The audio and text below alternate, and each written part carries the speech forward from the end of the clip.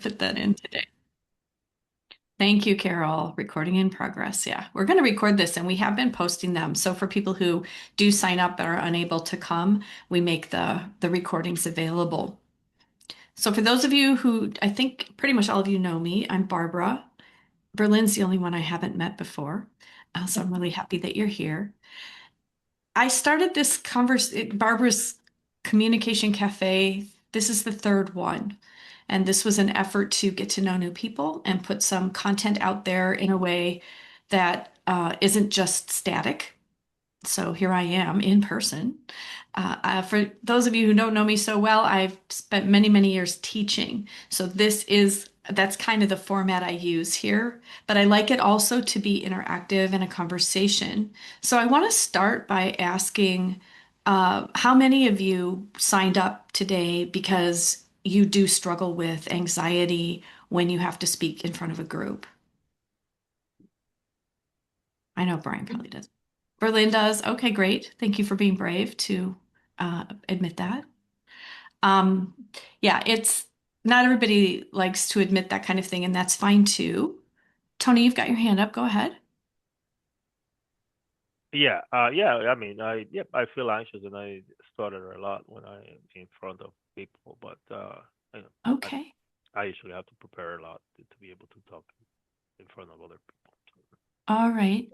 Are you more comfortable one-on-one? Is that true for you? Probably I'm more comfortable when I don't have to give a pre-planned speech or something, Just like either talking. one-on-one or just talking. Talking is fine, but presenting like something that Okay. When there's you something have to prepare in specific that advance. has to be, Yeah, they expect a certain, quality in the delivery. So when there's an expectation of quality, that's when you freak out. Okay, got it. Yeah, that makes total sense. Amy, how about you? Yeah, thanks, Barbara. I have had this weird experience over the past year. I've taught and done leadership development for many years, and I think like being in this digital space now, I'm so used to this, and I find Oh, that really comfortable. And I have a harder time now when I'm in person, which is happening more and more that I didn't right. used to have. So I'm grateful for you sharing your tips today because it's a I don't know, newer thing Newer for me. experience. Yeah, Yeah. Well, super. and yeah, I think that I can relate to that. I think I had some of that coming back out into the world after we were really locked down and everything was virtual. It was a weird experience to be on a stage or in front of other people in person. And yeah, it can be distracting in a way, isn't that? It's so odd. It's so odd. But yeah, thank you for sharing that. Anybody else want to share? We've got some, I know Brian's probably comfortable in any kind of a room or group because he's done a ton of training and group type of things, A right? bunch, but I'm also a learning person. And so when I saw the topic, I said there are probably things that I can learn. I'm always trying to get a little better at these things. And no things. Yeah, no new things. Absolutely. Hmm. Berlin, you indicated with your hand that Yeah. you struggle if you have to speak in front of a group. What's your experience? What's interesting is the older I get, the more introverted I get. So Ah, if I was a kid, drama club in front of everybody, I remember doing presentations in my earlier career in my 20s, 300, 400 people, no no biggie. problem.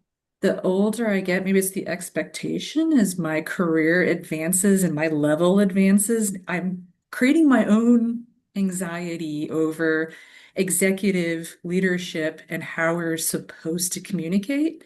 Before I Mm, was just kind of like a budding person and, the expectation was maybe lower. right. So it's interesting as I advance in career, the anxiety gets higher. So very weird. Never had this happen before. Is So it so you in your consulting work, you're having to present to higher level people? Is that part of it? yeah, that is part of it. Yeah. And So so, and yeah, maybe you're not in the company, so you don't know them as well, kind of thing. exactly. Right. So the Yeah. expectation is that I'm representing my own company, that I'm articulating well, and I'm meeting their expectations. It's a totally different playing field than, maybe belonging to a company and then doing an HR presentation. So Yeah, for sure. I think that's really interesting because sometimes in those situations when we're in and out or in, as a consultant, we undervalue the degree to which we really need to get to know people in Mhm. order to do our best work or feel like comfortable when we have to get to that presentation stage. We're kind of like, oh, okay, I got all the information I need. I can just go back and create my plan now, right? And do the introverted work. But then when Yep. it comes to that extroverted moment when we gotta shine and put our best face forward, that we're like, oh my gosh, I don't really know what their expectations are, Yeah, outside of like what I said I would deliver. So exactly. yeah, I can really understand that as well. That makes perfect sense. I'm writing my own performance review. I've been doing that for a long time and I tend not to do them. I should, but I don't always. Christy, what's your experience? Um, I, as a former teacher, I think I do fine in groups, no matter what size. But since I coach a lot of people who are working on their accent and, speaking Mm. English more clearly, I know what challenges they have for cognitive load and memory and anxiety and how that affects speech. But I came to learn from you and from others about other feelings that people might have that aren't related to maybe speech and accents and other things and how I can help them better. That's so interesting. I just was telling somebody the other day that for those of you who don't know my background, I spent 20 years in Europe, and a lot of what I know about communication is all because I taught so many people whose first language wasn't English. And Christy and I really connected on that when we met.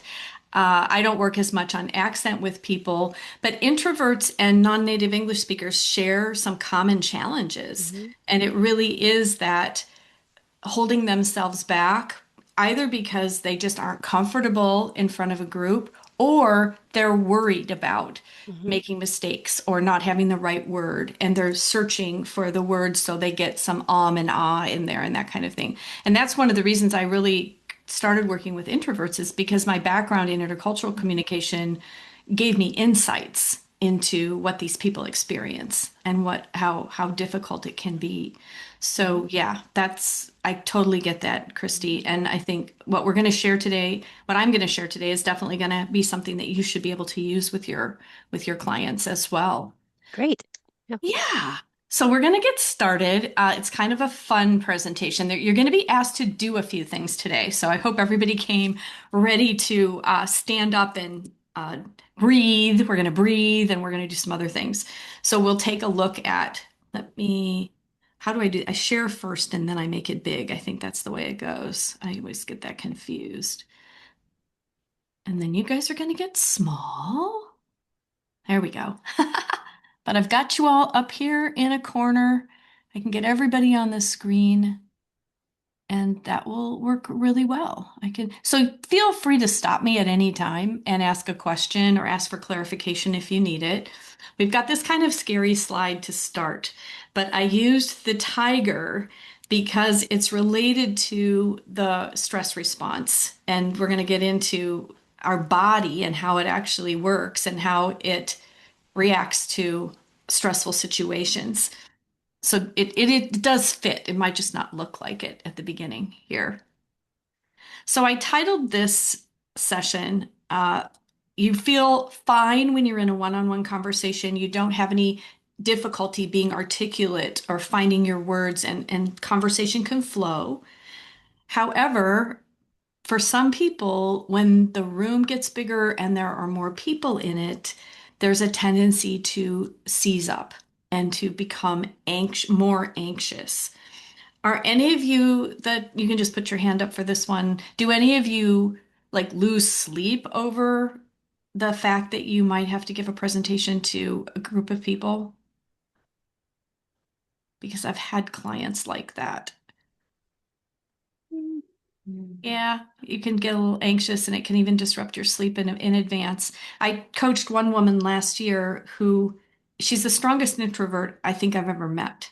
I've never met anybody quite that introverted. And it was like 2 months before she knew she was going to have to give these presentations.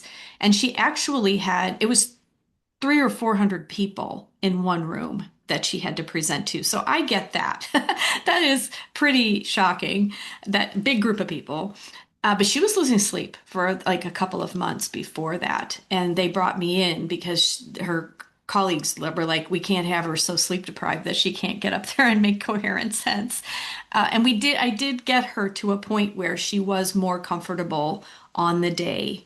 It took a lot of work, and she did the work that she needed to do to be able to look I don't want to say normal because that's not exactly right, but she was the first time I coached her, you can't see all the way down my body, but she had her arms just flat by her sides and she was speaking. No hand gestures at all. And then if she did a little gesture, she'd flop her hands down again. And I'm like, you can't flop, no flopping.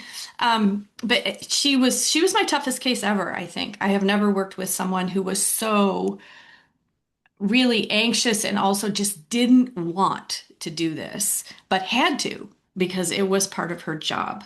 So sometimes we get into this space where, we don't have a choice. We've got to overcome that resistance and that fear in order to be able to perform our duties. Now, the next slide has things on it about what we might be afraid of. Does anybody want to shout out their ideas about what we might be afraid of if we have this high anxiety? Or what you're afraid of? It could be you, right? It's not that I have a big fear of it, but I'm always kind of thinking about it in the back of my mind, and that's the yeah buts from the audience. There's always Oh, one person out there who Mhm. who thinks mistakenly, in my opinion, that it's all about them instead of all about the content or the epiphanies that you're trying to give to people. And so there may be one of those folks who's kind of like a joker in the deck who comes up and says, "Yeah, but," and then gives some kind of story or some kind of thing that's fairly negative and fairly, not necessarily even congruent with the content that you're giving, but instead is some story that says this is never going to work, or, this is this crap. is hogwash. Yeah. Yep, that's a good one. I'm not even sure it's on my list, but that's a really good one for sure. And I would classify that as losing control of the Mm. conversation, which a lot of people have a bigger fear of the Q&A than they actually have of the presentation itself. Because you can prepare for that presentation, but wild card is a good word for it. When you get to that Q&A, you don't know what people are going to come up with. So that, yeah, definitely that's one thing we're afraid of. Anybody else want to put something out there before I share my list? One more person, great. So I think a lot of us do have a fear of making a mistake. It's messing up. It's that old, probably from school, childhood. Oh, all of a sudden I can hear myself. I don't know why. We'll see if that Seems to be stops. fixed now, Barbara. Okay, great. Thank you. So yeah, I think the biggest issue am I going to flub up? Do I know this well enough? Can I speak without notes? Sometimes we're required to not read something or refer to notes as we speak, and that can be very daunting. That can be scary. I have that fear myself. But we often are just afraid that we're going to mess up and look bad. So that's the next one. We might damage our reputation or like in Berlin's case, being a consultant, and Brian too, you have that background.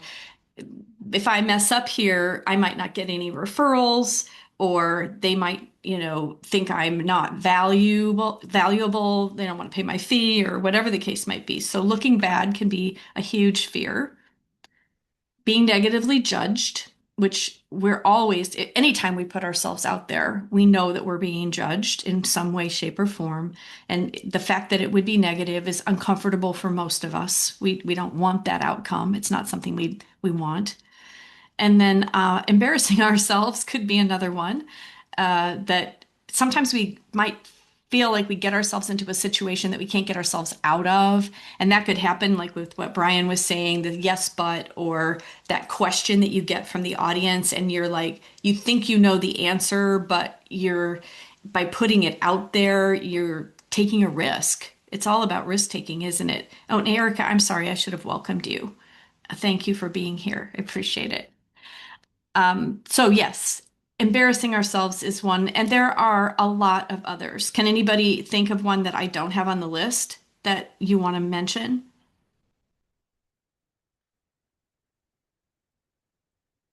Is anybody just afraid of, I guess the word we could use is exposure. When we think about that introverted personality and being more comfortable in an environment that is quieter, maybe alone, focused, concentrated, there's just that fear of being out there. And this is something I work with my introverted clients on a lot is trying to expand the energy field so that they feel more comfortable in more exposed environments when they need to. They're still most comfortable on their own or one-on-one in a quieter environment, but when they know that they have to put themselves out there, they have the ability to do it. And I have some exercises that I use for that. But that could also, I can imagine for a true strong introvert, it's just that fear of doing something that makes you really uncomfortable. It's not fun. So we can move on to I'm going to give a little explanation of the body's response to fear, anxiety, threat. We can use a lot of different words there. We're going to do a little bit of brain science here, but not too much. I just want to help us understand where the amygdala is, because the amygdala is a big deal. So this is just a picture of the brain. We go from the bottom to the top from the standpoint of when these different brains evolved in our evolution. So the reptilian brain is our oldest brain, and that really is that brain of instinct. And that's where the tiger comes in, definitely, saving ourselves. It's all about survival. The limbic brain is the next oldest brain. It's millions of years old. And this is actually the brain where the amygdala lives. So yeah, there it is. That little green thing is our amygdala. And it's an almond-shaped little organ in the limbic part of our brain. And this is where we feel. The motion and the feeling comes in this portion of the brain. But this brain is also pre-language. So that's something important to keep in mind is that we can't communicate with our amygdala using language. And then our neocortex, of course, is our most recent brain, and that is linguistic. It's really the thinking rational part of our brain. And it's amazing that we have all three of these. It's really incredible. I think neuroscience is very, very interesting. So what we want to really key in on is the amygdala because that is the part of the brain that controls our fight or flight reaction. And when we are anxious, that's basically what is going on. The fear that we have of messing up, of looking bad, of being embarrassed, all of those things, it triggers that fight or flight response. And what I find interesting is that people have very different levels of response. Some people simply have a very strong fight or flight response. And maybe we can even say kind of hair trigger.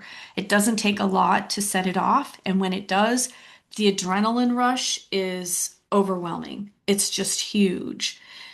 So what happens is that, and I mentioned the fact that the amygdala does not respond to language. So that's something we want to keep in mind. We're going to look at a series of techniques that we can use to overcome our anxiety, and one of them involves touch. So we're going to get to that a little bit later. So when we get to this actual stress response, everybody has it. It's natural. It is what has kept us safe for millennia. I think what's important to remember is that the threat that our amygdala and that whole chemical cycle that goes on in fight or flight reacts to something either real or imagined. So we can imagine our way into high anxiety, and a lot of people do. A lot of people actually work themselves up anticipating something that might happen, but also might not happen, but they work themselves into a state of anxiety just with their imagination. So that is something I find that amazing that we can trigger ourselves in that way. So when we feel this threat, real or imagined, that's what activates the amygdala in our brain. It impacts our endocrine system, and some hormones shut down and other hormones ramp up. The one that ramps up is cortisol, which is a stress hormone. The other thing that happens is that because of this hormone shift in our body, blood is shunted away from up to the arms and the legs and away from the brain and other systems in the body, like the immune and digestive systems, that in that moment of flight are deemed to be not so important. So what the reason people blank or can't find words when they are in a stressful situation, like being in front of a group of people when they don't like being there, is because the blood is rushing away from your brain into your limbs, and it means you go blank. I mean, you can't find that word and you don't know what to say, even though you knew it 2 minutes ago or in your preparation. You prepared very carefully. Tony mentioned that he needs to prepare. A lot of people are very good at the preparation, but even if they prepare, all of that can leave if they have this very strong stress response. So, what we're experiencing is real. I think that's one thing to take away. It's biological, but there are things we can do to mitigate this very strong stress response. And some of those things are physical things we can do with our bodies, and other things are more mental. So we're going to look at the physical things first because I figured at about this point in the presentation, you guys would need to be on your feet. We're going to look at some physical tools we can use that can help to ramp down the anxiety or prevent it. And obviously, preventing the really strong anxiety would be the goal because once you're in that state, it can, if it's very, very strong, it can be hard to deal with it in the moment. So, in the work I do with people, I teach them techniques they can use to deal with the anxiety right in the moment that they're feeling it, but also some techniques that can help to try to get to the root cause so that the anxiety isn't as strong in the future. That is another real thing that we would want to work on. So the first thing here is pretty simple. I'm kind of starting simple and getting a little more challenging here. But the grounding exercise is something that you can do when you know you're going to have to be in front of a group. You obviously don't do it right in front of the people. However, it's an exercise that you can do to calm yourself. So we balance our weight equally on both feet, hip distance apart. You can then close your eyes. I have to read. And you just kind of feel yourself in the space. It's really great to do this actually if you know where you're going to be speaking and you can go there a little early, whether it's a meeting room or a stage or, sometimes we're in a breakout room kind of situation in a conference or something. So get into that space early and do this little grounding exercise. And I think you'll find that then when you come back to actually start your speaking in that space, there will be a little more calm in your body. You'll feel a little more centered and grounded. So we want to feel ourselves in the space. We want to visualize roots coming out of the bottom of our feet and going down into the earth. And then we want to visualize energy from the earth coming up through those roots into our body. And we want to visualize it coming all the way up through our feet, through our legs, through our torso, and all the way to the top of the head so that we are really stable and grounded and calm in that space. And that it's just a very small little technique, but it can have a really powerful impact. So that's something I could encourage you to try. We're going to go to breathing now, and this is where I'm going to ask you to get a little bit involved. I don't know, for those of you who have headphones on and stuff, if you feel like you don't want to stand up and do this, it's okay. But I want everybody to take in a breath and let it out. So right there already you should feel a little better today because a deep breath calms us always. It's just, we all know that the best thing to do is take a deep breath and breathe it out. But I want to ask you, did your shoulders rise when you took in that deep breath? Did anybody's shoulders rise, or did you more go out at the sides? Okay, Christy says her shoulders rose. Can't see everybody here. The thing we want to get in touch with here is that if your shoulders are going up and down when you're breathing, it's called vertical breathing, and it's the shallower type of breathing. What we really want to get to is horizontal breathing. So we want to be breathing deeper into the body, down into our rib cage. Our lungs are obviously protected by our ribs. And we want to get all the way down to below those ribs where lives the thing called the diaphragm. Does everybody know what the diaphragm is and what it does? Yeah, it helps us breathe and it helps us breathe deep. The location of the diaphragm, again, you can't really see where I'm pointing, but it's in between our thoracic cavity and our digestive organs. It lives right where the sternum is. If you know where your sternum is, and if you put your hands on your sternum, you can follow around your rib cage. And what the goal is to help to, when we breathe big, we want those ribs to expand and then contract again. So let's try that. Let's breathe in deep and really down into the bottoms of your lungs and see if you can feel that expansion, and then your ribs go in, right? And that means that you are using your diaphragm to breathe. And diaphragmatic breathing is going to give us more of a calming effect than the shallow breathing. In fact, anxiety will actually usually put us into the shallow breathing. And we have to fight that. Ooh, and I see Amy yawning. Good. That's great. That means energy is moving in your body, right? Yawns are great.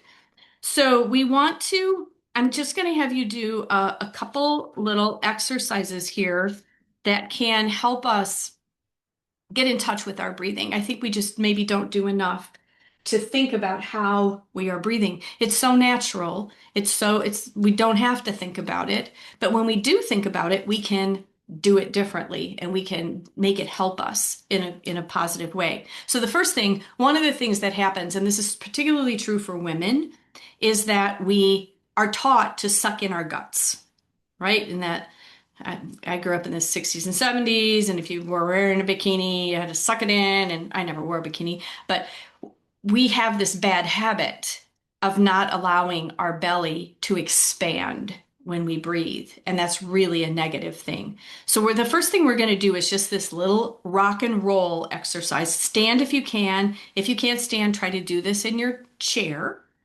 But you first want to inhale and tip forward. Tip a little forward, and then you let your belly go when you tip forward. And then you straighten up and exhale. Wait a minute. Yeah. As you exhale, you straighten up and you tuck and you pull the belly button back to your spine. So tip forward, inhale, let the belly go, and then stand up straight, exhale, pull the belly back and tuck your butt. It's just that rock and roll to get the sense of what does it feel like if I let my belly go? Tip forward, inhale, exhale to tip back. Now we're going to stay right there and we're going to do a breathing technique that's called box breathing. And so I'm sure some of you know this. I'm sure some of you have done this before, but box breathing is super calming. And basically we count in order to do this. So we inhale for 4, hold for 4, exhale for 6, hold for 2. So I'm going to count for you and try to do it at the same time, which is always tricky. But so inhale for 4, 1, 2, 3, 4. Hold at the top for a count of 4, 1, 2, 3, 4. Exhale slowly for a count of 6, 1, 2, 3, 4, 5, 6. Hold empty for 2. Let's try it again. 4 in, 3, 4. Hold for 4. 3, 2, 3, 4. Exhale for 6. 1, 2, 3, 4, 5, 6. And hold at the bottom for 2. There are lots of different variations of that, but sometimes it's inhale 4, hold 2, exhale 6, hold 2. But any type of that structured breathing, you're focusing, your mind is all of a sudden having to focus on what you're doing and you can't stay anxious. You kind of lose the ability to focus on your nervousness because you're calming your body with the breath and you're having to count. So that can be super effective. Doing several rounds of that box breathing before you have to go on, it can really help to calm the nervous system. The last one is one I did this morning. I find that this works super well. How many of you do yoga? Does anybody do yoga out there? A few people do yoga. Excellent. So you probably know what yogic breathing is. And there are lots of different varieties of yogic breathing. I have this little pranayama YouTube video that I use on mornings when I feel groggy, when I've not woken up super clear. But one of the exercises is the alternate nasal breathing. Does anybody know that one? You hold one nostril and breathe in for 4. Switch at the top, hold for 2, exhale for 6 out of that alternate nostril, and then hold for 2, and then breathe in through the nostril you just breathed out of, and switch again at the top and breathe out. So you're always switching at the point where you've just taken an in breath and you switch. Yeah, I have to do that too, Amy. You have to make sure you blow your nose before you do that exercise. It happens to me every time.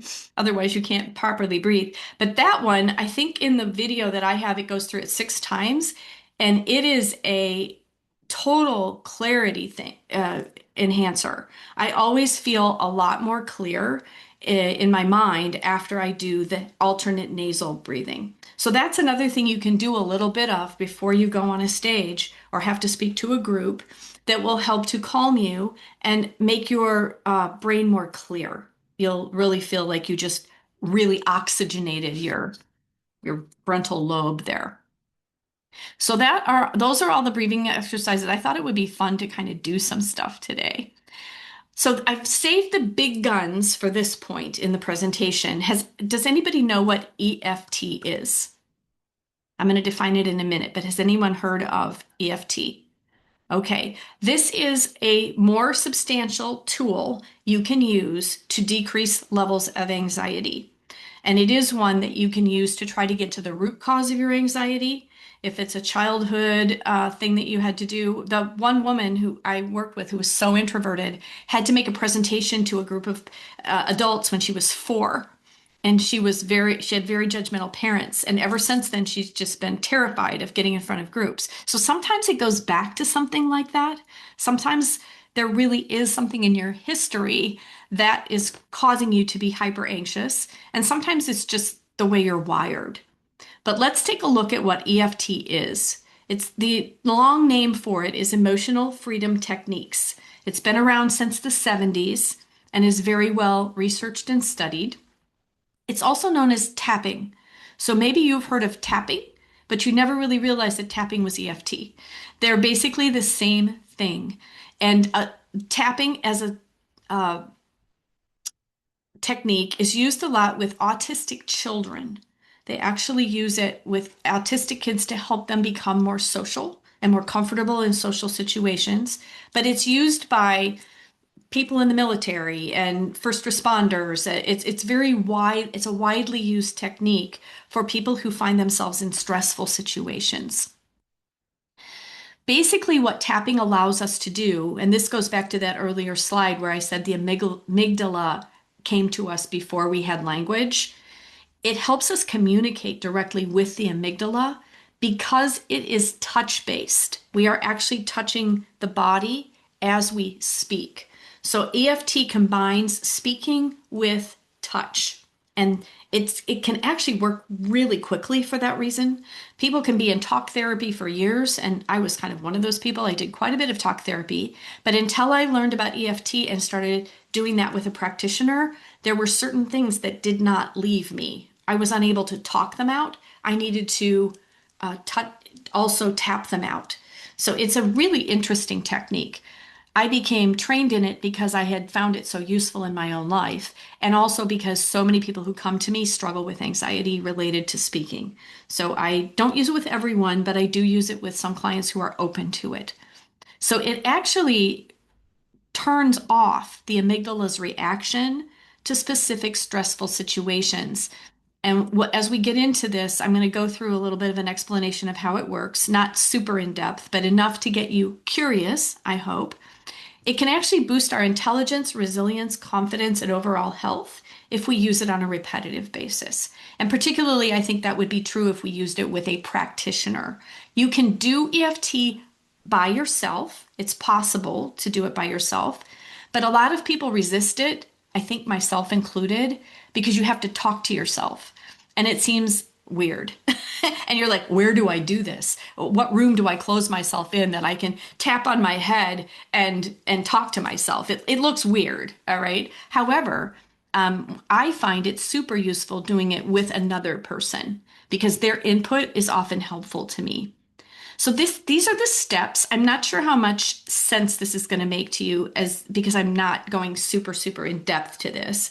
But basically what you want to do is you start out stating a specific problem.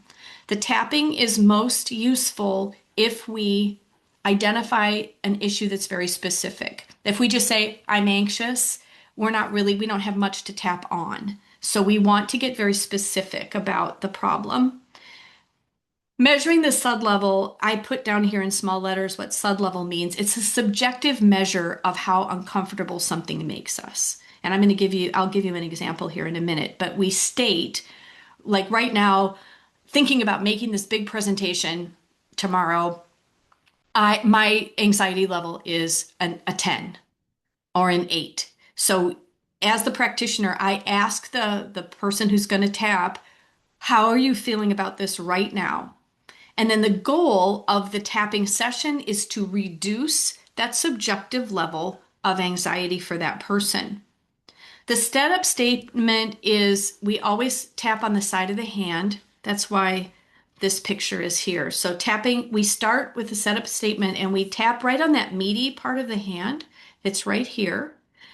And we state something like, even though I have this very high level of anxiety related to giving presentations to groups, I completely love and accept myself.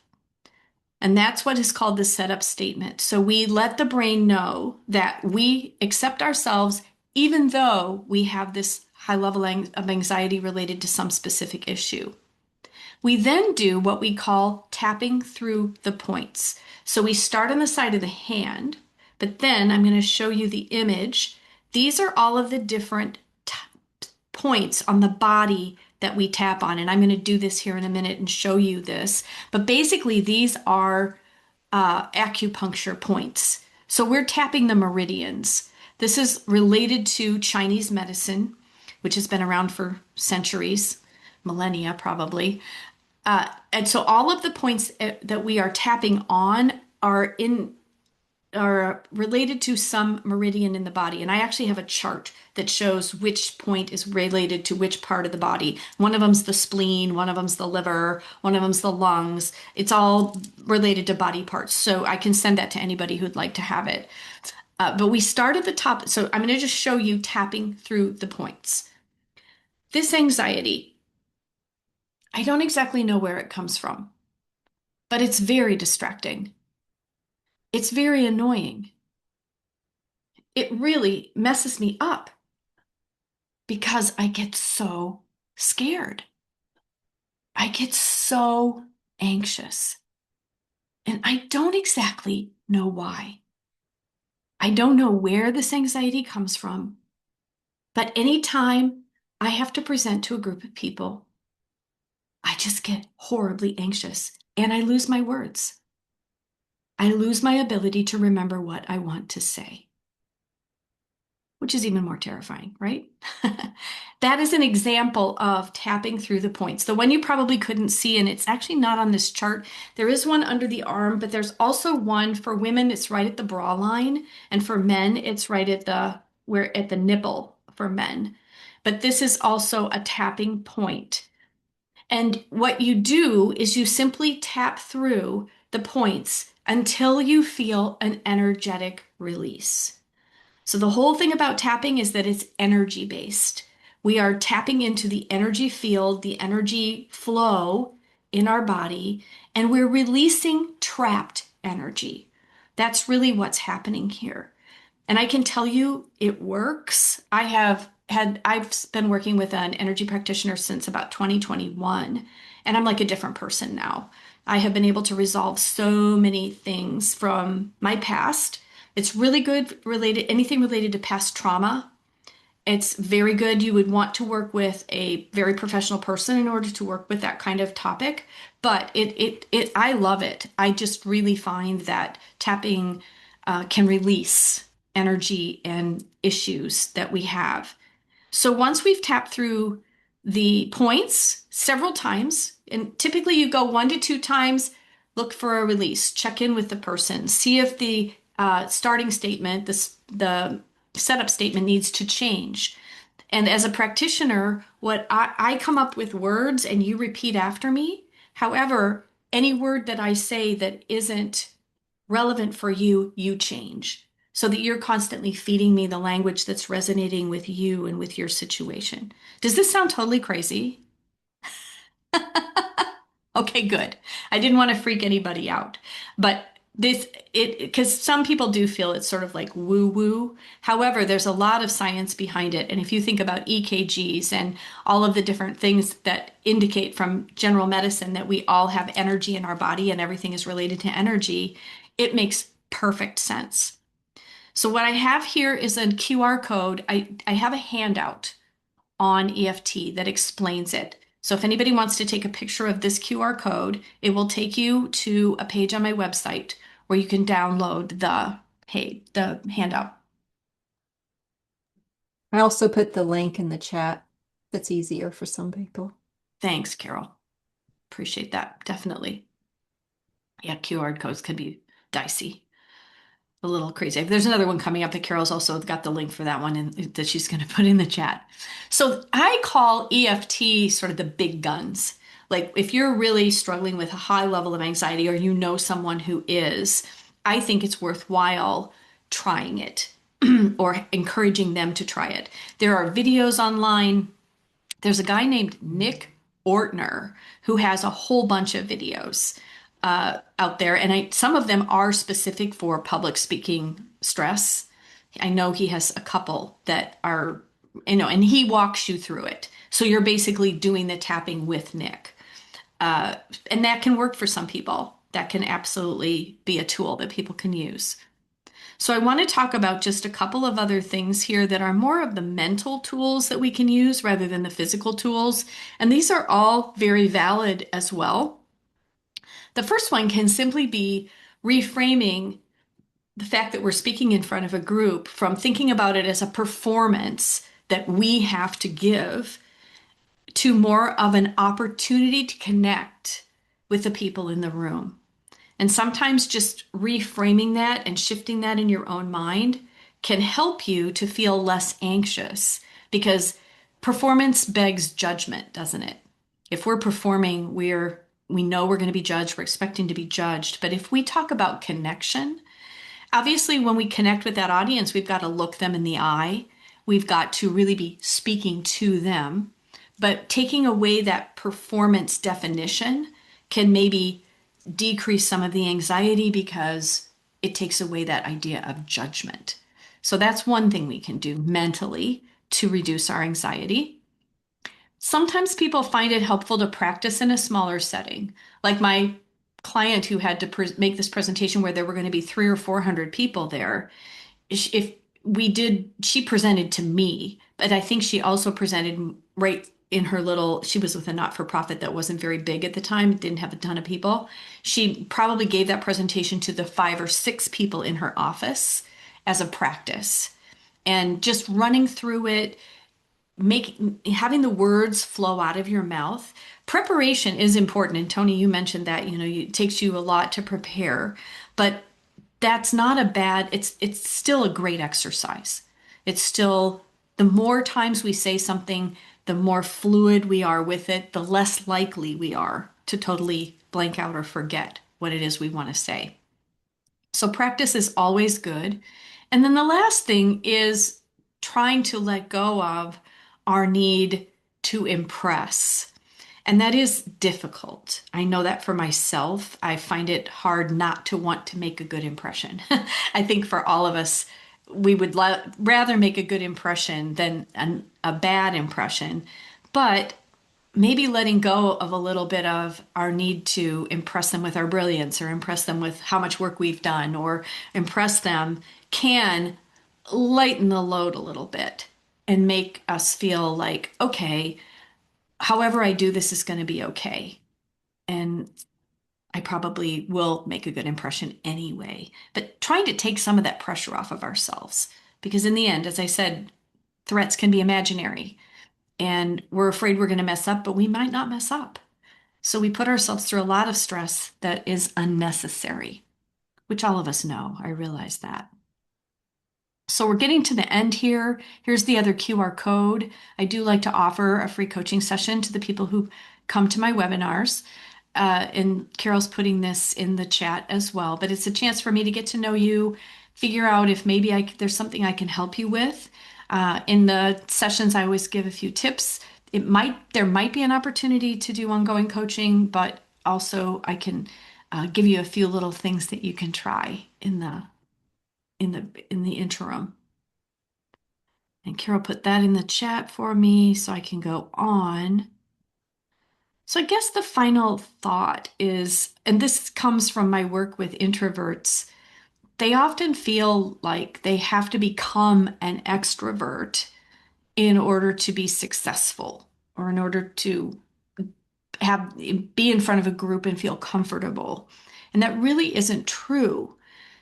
They may need to push themselves out of their comfort zone to a certain degree.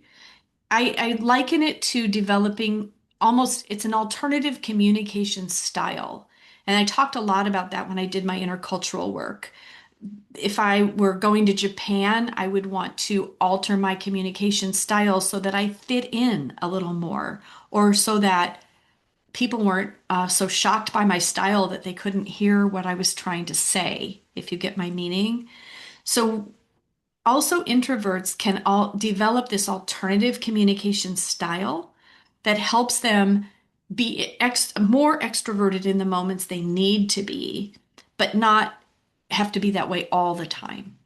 It's not necessary to stay out in that more open, gregarious way of being. You can pull back in, recharge, and be in your comfort zone most of the time when just pushing yourselves out of that comfort zone when you need to. And the more you practice it, the easier it becomes. So that's all I had. Now I'd love to hear what you are thinking after listening to this.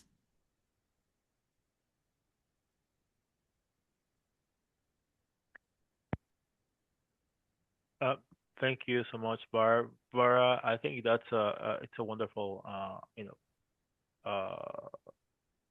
presentation on and bringing into our awareness some of the things that we experience when we are trying to speak in public, and of course the role of anxiety in in our success or failure. Let's call it Right. failure when we are trying to speak in public. I think that's important to and thank you for offering all those different tools and strategies that we can use to You're manage that welcome. anxiety. I think it's important to focus on the emotional component of the preparation or the emotional component of being a public speaker. Yeah, I think so too. Thanks, Tony. Are there any of those tools in particular that you feel you might want to try? The breathing for sure. I'm gonna work Okay. on the breathing and also those mental tools that you mentioned. I The think mental practice tools. is very important. Practice is very important. Reframing having the mindset. I think that's key. If you approach it with the mindset of, hey, I'm connecting with them. I'm curious. I'm gonna learn something. I'm going There to you go. provide some information. That in itself, that kind of you go from a narrow mindset, oh, it's all about me, it's all about my performance, to an open mindset. And Right, the more you do exactly. it, the more you practice, and the more you practice being in the mindset, preparing, of course, because I mean, there's only so much you can tell yourself that you're gonna be okay if you don't do your part, which is to At some point, you got to to be throw yourself prepared, to out get the there. skills, and accept your limitations at the end of the day. Yeah, for So all these sure. things together, they work, and of course, and letting go of that expectation of trying to impress people. All those things those are great points, which are it's I'm definitely going to be Going to using take those. on board. Great. Excellent. Anybody else want to share? I'll jump on too. In addition to what Tony said, I agree with everything. And thank you, Barbara, for putting this together. I love that reframing, Tony, as well. Like the thought of performing and getting on a stage is like horrendous to me, but I crave connection and I love being and creating a warm and welcoming space for people. So I love that reframe. And tapping, I totally forgot. I did that years ago Oh, and forgot about it. So, I mean, we learn all these tools. Sometimes it's like overwhelming and I have them all written down and in different spots. And so just the reminder of that was super helpful. So, oh, good. I'm um, glad you'd heard of it yeah, before. thank you That's so much. fantastic. You're very welcome. I think one point, something that Tony alluded to, the practice is super important, but oftentimes we spend so much time focused on our content that we forget to leave space for how it's going to be delivered. And it's all of that delivery stuff, because if we are anxious, our delivery skills usually kind of fly out the window as well, and we wander or we rock or we clench our hands or we have a lot of nervous ticks that tend to come through. So we're definitely thinking about leaving space and time for practicing the how as well as the what. Erica, nice to see you. Nice to see you too. Sorry, I couldn't get myself unmuted. That's Um, okay. so I jumped on this because what caught my attention was your comment about being in large groups of people. Like, I don't mind if I'm in a group of 3 or 4 people, I'm fine. I actually don't have any fear speaking on a stage. But if I'm in a room of 200 people and I have to socialize, or I'm in a big party with 35 people, that is where my anxiety gets up. So Uh-huh. I really liked the example of like grounding and feeling your feet rooted into the floor and like feeling present. Because sometimes when I'm in that kind of setting, I feel this disconnection from my body. I don't know if you Mm, relate. disassociation. Yeah. And so just getting myself grounded back in that moment. Yes. And I really appreciate the tapping sheet. I downloaded it because Oh, I've great. watched videos on tapping, but no one's ever done like a diagram where I could print it out and practice. It's hard to do when you're listening to a video or going through a Yeah. training. So I really appreciate having that. And so Oh, my great. only, like, we have our office Christmas party tonight. And Oh. our company has 11 different real estate offices across the state. And so there's probably going to be 350 people there. Oh, wow. So if you have any suggestions of like a couple different tapping things I could do besides just the grounding where it doesn't look so obvious, I think in that kind of a talking to setting, somebody doing this, it's going to be funny. Yeah. right. Collarbone is really good just to calm yourself down when you're more in private, or if like you're talking through something stressful with somebody, the collarbone is really good. But the wrist can be kind of inobtrusive. You can just do the inner wrist here, like as you're standing in front of somebody, just tapping a little bit on your wrist might be, and sometimes I've actually seen, this was on a Doc Martin show years ago, but the woman had to ping a band when she was getting out of control, she had a rubber band around her wrist, and that's how she would interrupt the response she was having, the emotional response she was having. But just tapping on your wrist, I think, Okay. would be something that you could do. And breathe, Yeah. thinking about keeping your breathing going as you're in conversation, then you have a break and turn to another person. Yeah, a deep breath in between can help too. That's Thank interesting that you have it. You don't mind being on a stage, but Yeah. you're Yeah. in a room of a lot of people, you're more uncomfortable. That's Yeah. really interesting. Anybody else have a question or a comment? Jay, thanks for joining us. But right at the end, this was recorded, so you'll have availability for the recording. Thank you very much. I appreciate that. You're welcome. Carol, did you sign up at some point? Yeah, I must have. You wouldn't have had the link to get in. Yes, I did. I just didn't get the reminder, so I just caught on at the last minute. My Oh, that's a apologies. bummer. Sorry about that. That's But okay. yeah, Carol can send you the link to the recording. Oh, I really appreciate that. Thank you so We'll make much. sure you get that. Thank you. Anybody else want to share? I Christy. Oh, Erica, I wanted to recommend, and I happen to have this book right next to me because I use it with my clients. It's called The Fine Art of Small Talk by Deborah Fine, and it's been really helpful for networking and how to get into a conversation, how to get out of a conversation, topics, things to specific examples of things to ask. So if anybody has trouble networking, mingling, making that kind of small talk, it's been really helpful for me, and I recommend it to my students and clients as well. Yeah, if anybody, that sounds like a great resource, a great book. Oh, and one way that I mentally reframe it, I guess, as Tony would say, is instead of thinking that I'm going to present something and try to bring that main character energy, if I think of myself as the messenger, I'm Mm, just I'm the messenger of this amazing, cool stuff I, get to tell you. It's it calms me down a lot more than I need to present and perform. that's an interesting one. The Messenger. I like that. Mhm. I like that. That's really nice. Oh, Berlin must have had to leave. I wanted to say goodbye. Well, we have arrived at 1 and we will keep this timely here, but thank you so much, all of you, for coming. I wish everyone a very happy holiday season. As we said earlier, it's upon us. So hopefully you can relax and enjoy with your family and friends and just kick back a little bit. I know that's what I'm looking forward to. Thank you so much. Happy holidays, everybody. Thanks, This Barbara. was great. You're Thank very you. welcome. Thank you for Thank coming.